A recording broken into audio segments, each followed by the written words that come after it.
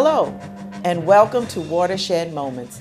I'm Rhonda Pindell Charles, City Councilwoman, Ward 3, City of Annapolis. And I am so thrilled and happy today to have as our guest Karen Cline from the Center of Help, Centro de Ayuda. So welcome, Karen, to the show. We're so pleased to have you. Well, thank you for having me. It's a privilege. Absolutely. It's good to be here. We're going to start with the Karen Cline story from the beginning, all the way back. Tell us a little something about yourself. Well, my very first memories when I was very young are in church. And I remember one Sunday singing a song that my dad had picked for me called I Am a Promise.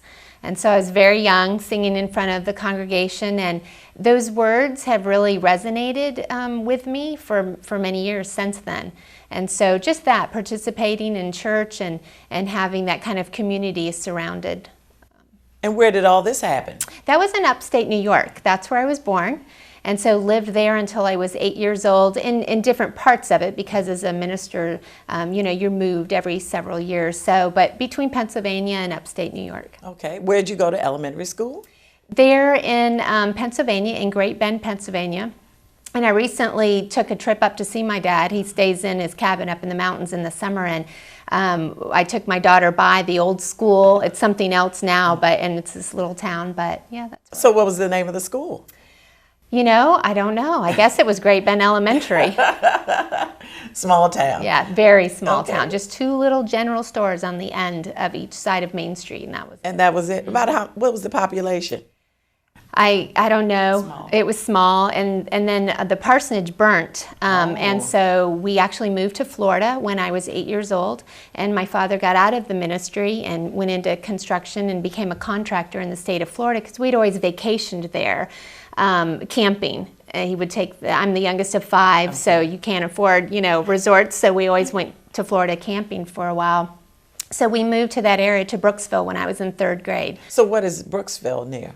Brooksville is about 45 minutes north of Tampa, and about the same west of Orlando, right there on the west coast, on the Gulf of Mexico. Okay. So you finished elementary school there? Yep, and went into junior high school there as well. And for me, being the youngest of five, it was a great transition. Whereas for my older brothers, they were in high school when we moved there, and so it was more difficult for them, to adjust and to make new friends. But for me, it really was great, and I became very involved in school and became a cheerleader and got on student government, and finished my school career there in Hernando County, which is Brooksville's the county seat. So you were the only girl in your family? No, I have an older sister. She's the oldest, but she was 18 when we moved away from New York, so she actually stayed there, and she married shortly thereafter. So okay, so junior high school, and then you moved on to high school. Tell us a little bit about what you did in high school. Well, high school was a great time in my life. I was very involved. I was in a lot of leadership roles, and like I said, I was a cheerleader, and sports were very important, and just supporting the whole, high school experience, and being a proud leopard, because we were the Hernando High Leopards.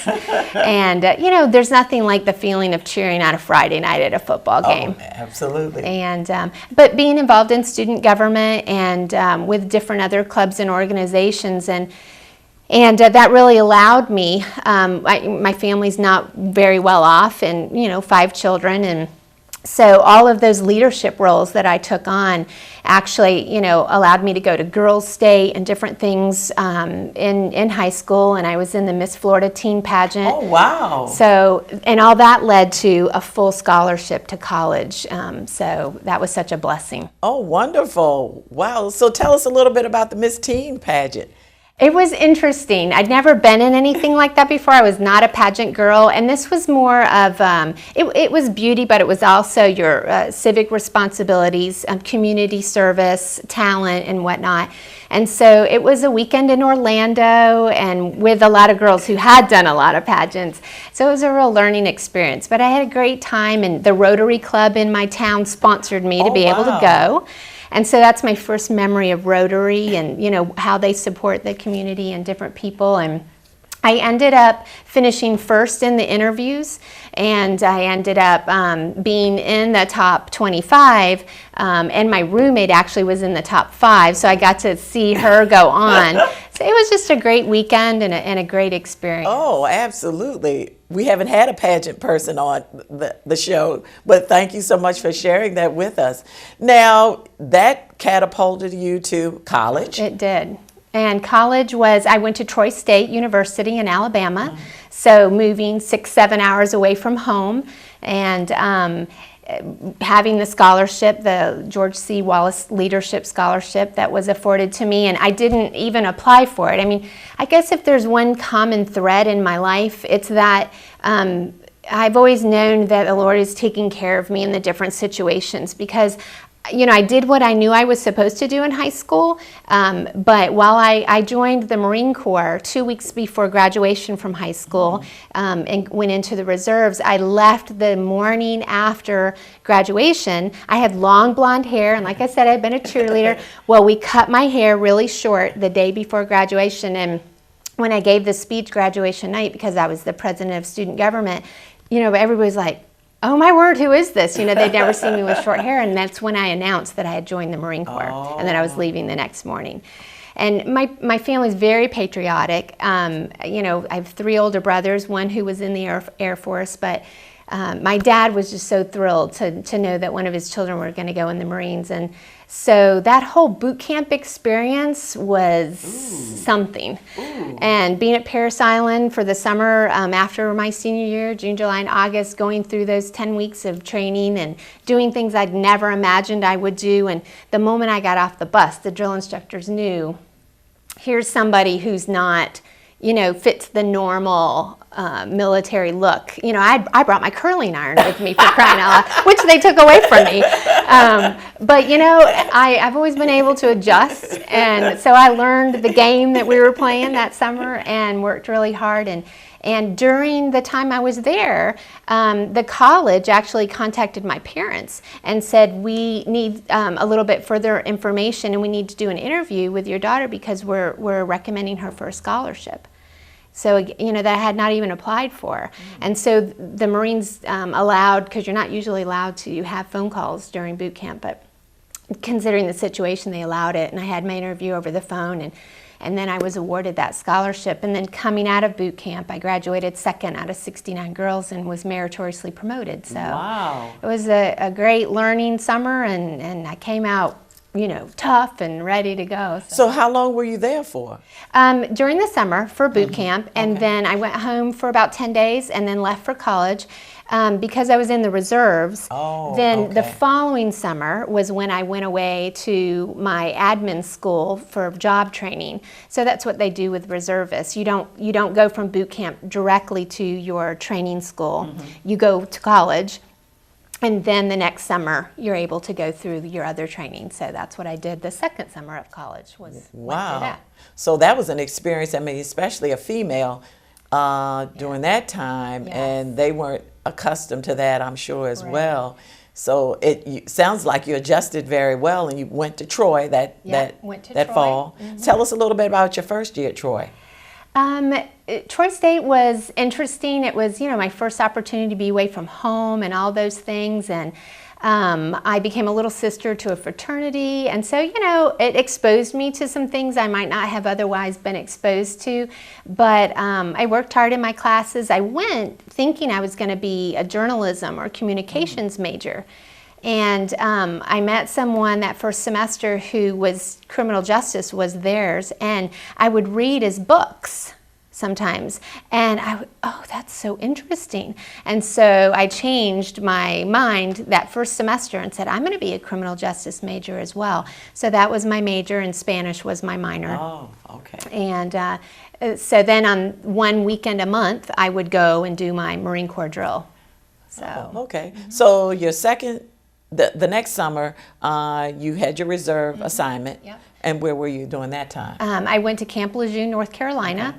So I was there the whole summer at my school, to get my training to be an 0151, which was an admin clerk. That's what I did in the Marines. And my unit was in Montgomery, so I would travel that hour from Troy and in that unit and do my part of the mission there in that unit. So did you do that every summer that you were at Troy?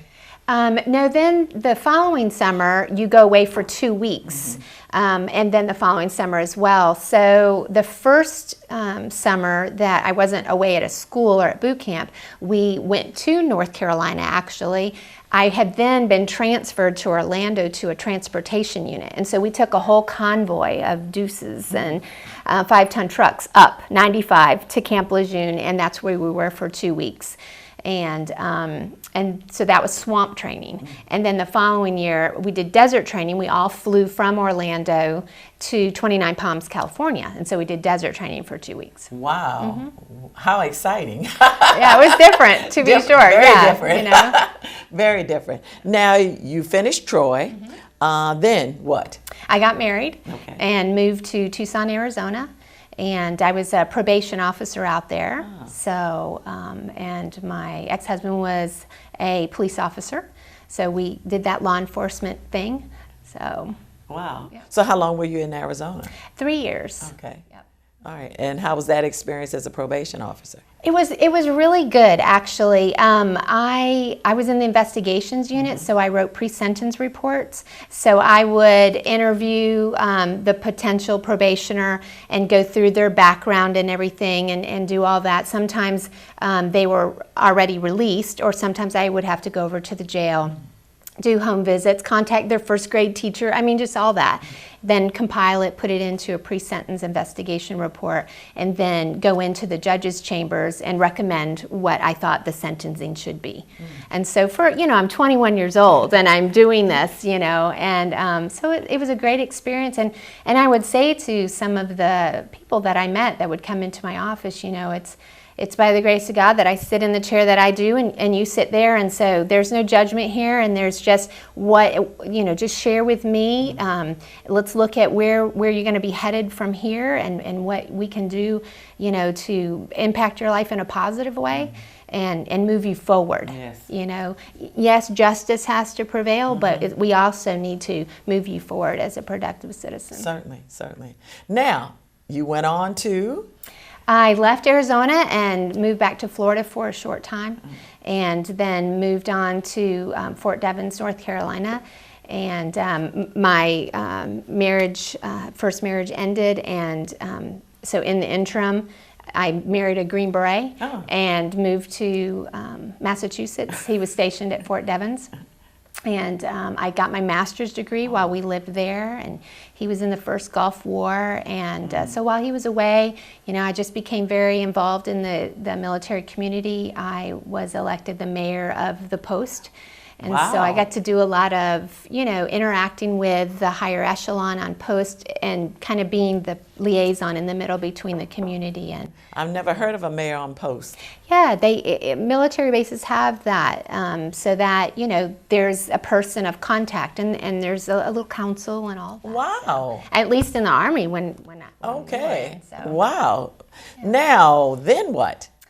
Finished up my master's degree, and in about a year and a half, and I was working part-time jobs, subbing at the high school and different things, and my master's is in education. And I did my thesis on the whole idea. I took my work as a probation officer and all the things that I learned. So many of them would tell me, if I'd only finished school. I heard that over and over again. If I'd only finished school, things would be so different. So my thesis was the whole idea of the correlation between the dropout rate and the crime rate. Okay. And then I actually ended up, there was a freeze in the government jobs up there in Massachusetts during that time, so I wasn't able to put any of that into practice right then. I became a Mary Kay consultant. And within 6 months won a car. Oh, a pink car? The red lipstick car, that's the first one you win. And put a unit of 30 women together, became a director within 10 months. Wow. And so that's what I did for the remainder of the years that we lived up there, and really helped us financially and all of that. Wow. So. Okay. Then what? Then the base was closed by the administration, the presidency, and all of us were scheduled to go out to Fort Carson, Colorado, the 10th Special Forces. But right beforehand, like 3 weeks beforehand, they chose a small pocket of men to be sent to North Carolina, to Fort Bragg, to be instructors. And my husband was one of those that was selected. And so we ended up moving there instead. And so I, just worked a job at a bank and whatnot until I could get my law enforcement certification, and then I finally did.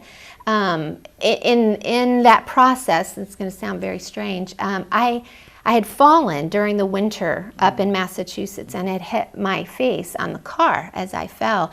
And after that time, I had sporadic neurology problems, and they finally ended up saying, well, we think you have multiple sclerosis. And so I went through all this test and everything, but the only treatment was steroids, and I chose not to. And so I just lived with these sporadic neurological problems, Bell's palsy for 1 month, same thing with my arm. But anyway, when we got to North Carolina, I had gone to the military doctor just to check in. And she was like a battle axe. She was just a really tough woman. And I shared with her the medical background. She's looking at my file and she said, so what are you going to do about this? I was like, what do you mean? What am I going to do about it? Poor me. I'm 28 years old and I'm, suffering with this. And she honestly made me cry. And on the drive home, I was just like, oh my gosh. And my husband got home and I told him, and he said, you don't have to go back and see her. We'll do something else. But you know what? I thought about it. And the next day I thought, what am I going to do about it? What am I going to do about it? Am I just going to take this as my sentence, or am I going to do something about it? So I began to do the natural things that she said would have impact. And that was January. And so by April, I was able to enroll in the law enforcement training that was there. And I graduated in August and became a certified law enforcement officer in North Carolina. And I went into remission, and I've never had those issues again. So what you thought was a bad watershed moment ended up turning into a very good one. Yeah, because initially, you think it's not going to work out, and then she had you think about it, really what was going on. Sometimes the tough people in our lives, are the ones that bring us to a place of that crossroad where, you do decide. And so, Yeah, what a watershed moment. And after that? So I was in law enforcement there in North Carolina. I was a sheriff's deputy. And the last 2 years of that, I became the DARE officer, which is the Drug Abuse Resistance Education Program. And I loved doing that. I had 7 elementary schools that I was in charge of, and the sheriff, it's a lot of community relations and all of those things. And every time I would be in the classroom, the teachers would say to me, you need to be a teacher. You would be an awesome teacher. I'm like, no. I'm a cop. I love law enforcement, love carrying the gun in the car, all that. And but they just would say that to me, and I loved interacting with the kids, and especially the 5th graders, which is what the program is geared toward. And so in the last, during kind of to go back, in the meantime, I became pregnant.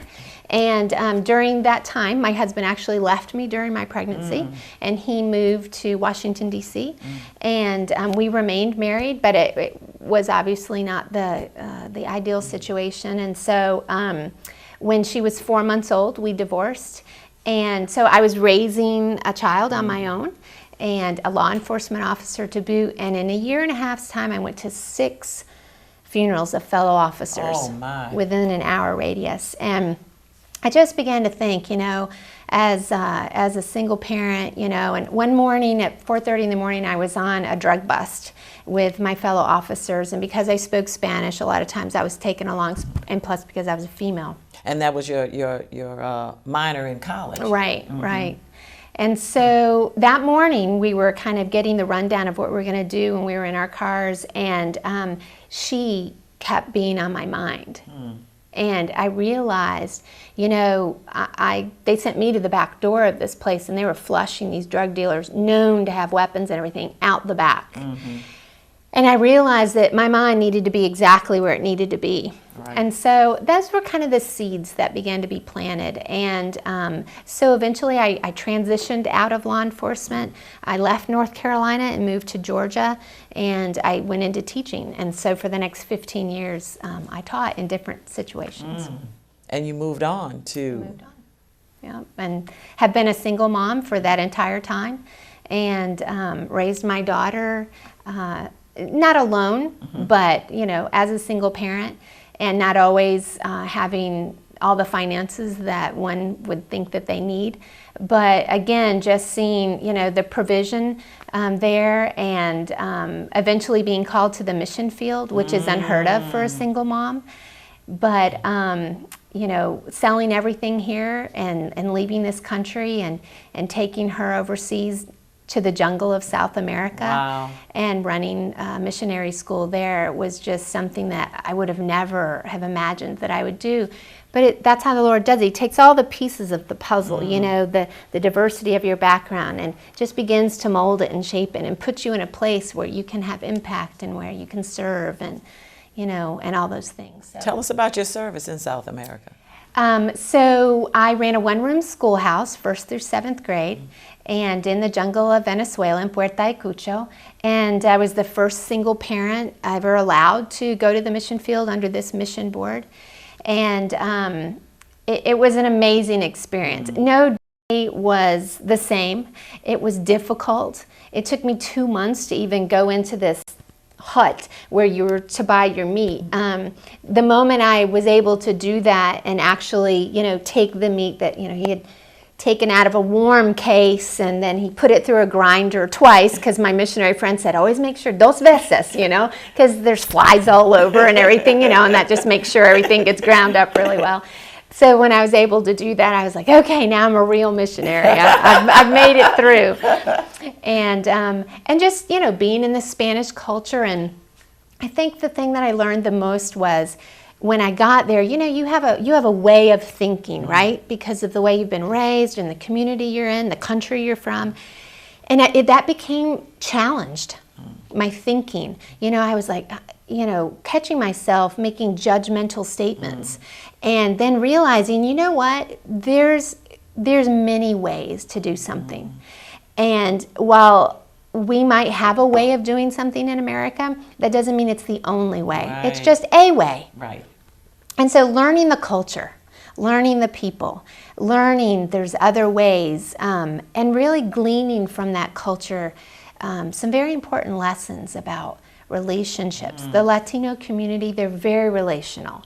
And they don't, you know, the watch is not their God. They don't, you know, have to be right there. People are important. And then just seeing the poverty that we saw, and being so blessed to have my daughter brought up being able to experience that. And of course she's fluent in Spanish, and we were there under the Chavez regime, which was a difficult time for Venezuela. And then he signed the decree kicking all of us out.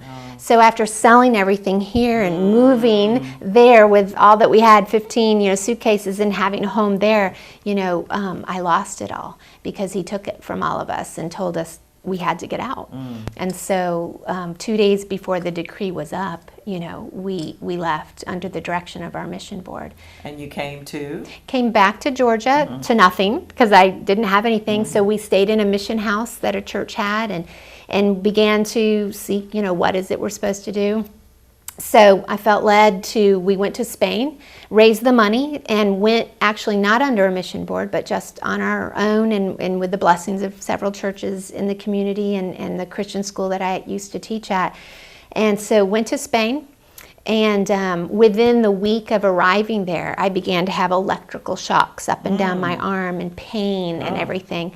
And my daughter was 9 at that time, and sent me to the doctor, and they, you know, gave me painkillers and stuff to try and deal with it. But after a month, when it wasn't doing anything, they had me do an MRI, and then I took it to a neurologist, and he said to me, so what time next week are we having emergency back surgery? Oh my goodness.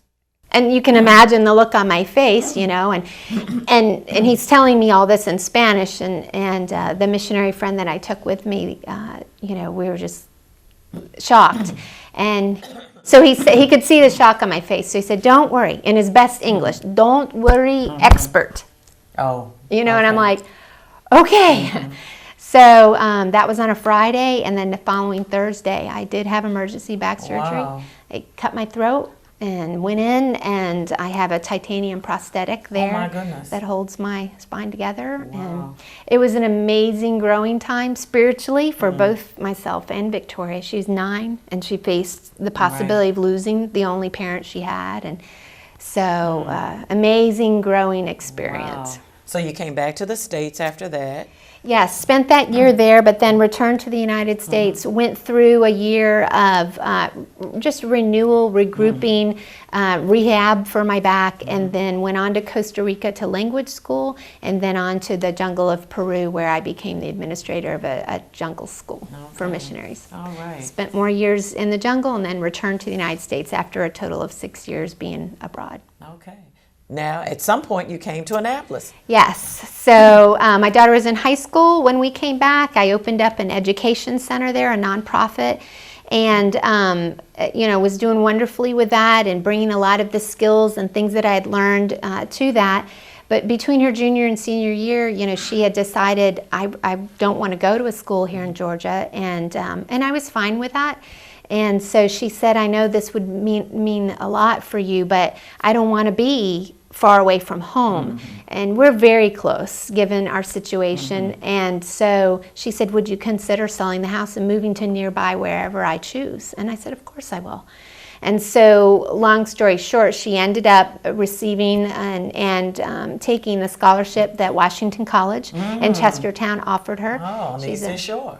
Presidential fellow over there. And when we came up for one of the visits, we drove back through 50.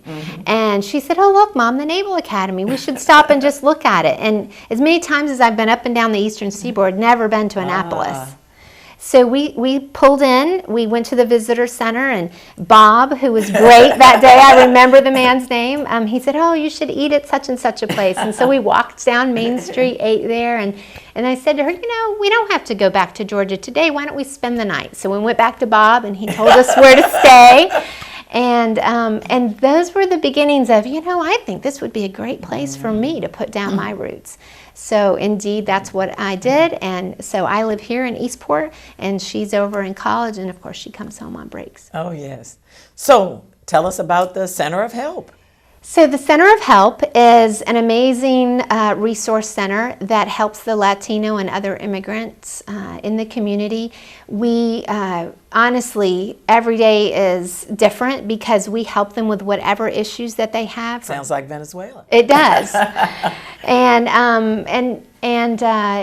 my caseworkers, work diligently to try and resolve whatever issue, or do translations, or make phone calls, fill out job applications. We're a Maryland Health Connection site, so they can come there and they can enroll for those benefits, or SNAP or REACH. Try to get them plugged in with the schools, because we partner with the school system, and then we have different programs like English as a second language, which I have the privilege of teaching the night class. It allows me to be that teacher again. Right. And putting the puzzle pieces back together. Exactly. This job could not do that for me in a more perfect way than it does. And then we have a Saturday program for children, leadership and learning. And so we help those children who are struggling with English skills. They're new into the country, or just have challenges, trying to help them move forward in their academic success. And then we have a citizenship class. Yes. Graduated 20 new citizens this past June. It's so exciting to be a remember. part of that. You were there. You were there for a lot of things Yes. that you share in our celebrations, and I do thank you for that. And Well, we thank you. so it's just, it's so exciting to be a part of something that's impacting the community, because when I came here, people would say to me, "Well, what do you think you want to do for a job?" Because I came here with no job. And I said, I don't know, but I know two things. I want to impact the community, and I want it to have something to do with Spanish. And here you are. And here I am. and I work with a great staff. and we have a board of directors, and then just the community has been so open as I've gone out and trying to meet, you know, either city or county leaders or business people, you know, just getting to know the area as an outsider and trying to make sure that, you know, we're really being as efficient and effective as we possibly could be. And you've really hit the ground running. Yes. You really, really have. And tell us a little more about the Center of Help, and you have some information to share with us today. So I'd like to share our mission because I think it's important for people to know exactly what we're about. And so our mission is to assist Hispanic, Latinos, and other immigrants socially, educationally, economically in order to become contributive citizens in this community. And we do that several ways. We do it through providing conflict resolution, translation, health citizenship, education, and employment services. We also try to inform and sensitize the community and local leaders on immigration and multicultural issues through establishing those relationships we were talking about.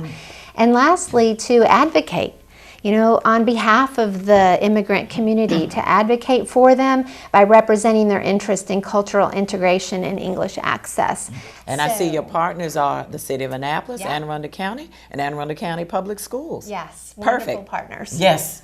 To be with, and we are a nonprofit organization, so that doesn't come without its challenges. But because of those partnerships with the city and the school and the county, and then other foundations and private donations, and then, you know, sharing with our clients that come in to have them invest back into the very Right. services that are helping them. And Absolutely. so having donations from them as well, all of that put together is what supports the center and allows us to move forward and to be as effective and efficient as we possibly can. Certainly, certainly. And you haven't been there very long, but you've February- certainly since February. made an impact on the community. Your name is circulated widely. So we thank you. And we're so blessed to have you in Ward 3 as well. Well, I mean, you're serving a multitude of people, and we're just so grateful that we have you here. And would you mind sharing a message to our community and our residents at this time? Absolutely. Well, solo quiero hablar en español porque la comunidad que nosotros apoyarnos está la comunidad de los latinos. So I was just going to speak in Spanish because that is the community that we're here for. Certainly. Entonces, solo quiero compartir que la llave para la vida aquí en los Estados Unidos es para el trabajo, y la comunidad de los latinos, ellos están trabajadores fuertes. Ellos tienen éticos que ellos quieren a trabajar, ¿no? Y también la llave está a aprender el inglés. Y nosotros tenemos las clases en el centro para ayudarles con ellos para eso. Y también tenemos muchísimos programas que ellos pueden participar en, y también por los niños. Y yo quiero que la comunidad de Annapolis puede ser como un fuente, ¿no? Like a bridge a la comunidad de los latinos. And a bridge is not something you just walk over one way, right? We see our beautiful bridge out here. Its traffic goes both ways. Yes. And so one of my hopes is that not only does the community assist the Latinos in assimilating and becoming productive citizens, but that we take from the Latino community the richness that's there and learn from them as well. Let them be teachers to us about things, so that we're building this bridge between the two, because then it becomes a win-win situation. And they don't feel like they're always receiving, but that they're giving back. Certainly. And that's important. Absolutely. And that's very important for any culture. It really is. For all people. That's a message to everyone. And we don't know what they've been through that's brought them to this country. Many times it's the violence or the corruption in their countries, the gangs, they're trying to make a better way. And let's face it, when they get here, they're not always embraced. And so one of the things I want to do is to help the community realize that you don't know what that other person's been through.